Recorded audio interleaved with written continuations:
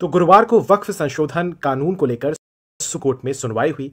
दूसरा दिन था ये, और इस पर सुप्रीम कोर्ट की तरफ से एक सलाह दी गई है, या यूं कह सकते हैं कि सरकार को यह कहा गया है कि वो 7 दिनों के भीतर जवाब को दाखिल करे इस पूरे कानून को लेकर।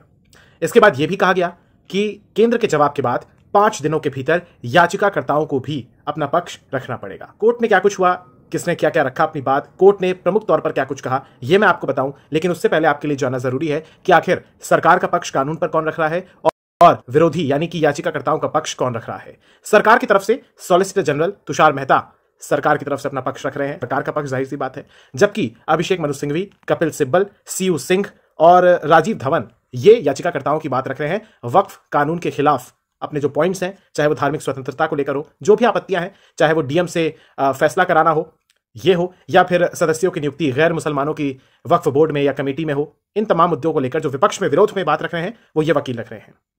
सुप्रीम कोर्ट में जो सीजीआई हैं संजीव खन्ना, वो इस पीठ की, संवैधानिक पीठ की जो कि इस पूरे मामले को सुन रही है, उसकी अध्यक्षता कर रहे हैं। उनके साथ 2 अन्य जजेस भी हैं जिनके नाम है जस्टिस पीवी संजय कुमार और केवी विश्वनाथन।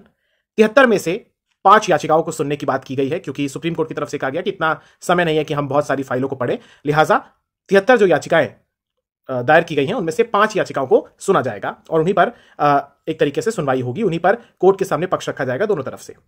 इसके अलावा सुप्रीम कोर्ट ने और क्या कुछ कहा दूसरे दिन, बड़ी महत्वपूर्ण बात है। इन्होंने ये कहा कि वक्फ बोर्ड पर केंद्र के जवाब तक वक्फ संपत्ति की स्थिति नहीं बदलेगी, यानी कि यथास्थिति ही बरकरार रहेगी। इसके अलावा सुप्रीम कोर्ट की तरफ से कहा गया कि वक्फ घोषित संपत्ति डी नोटिफाई नहीं होगी, चाहे वक्फ बाय यूजर हो या वक्फ बाय डीड हो। इसके अलावा सुप्रीम कोर्ट की तरफ से यह भी कहा गया कि वक्फ बोर्ड और केंद्रीय वक्फ परिषद में कोई भी नई नियुक्ति नहीं होगी। ये बातें कही गई है, बड़ी अहम बात है। इसके अलावा 5 मई को दोपहर 2 बजे अब सुनवाई का वक्त रखा गया।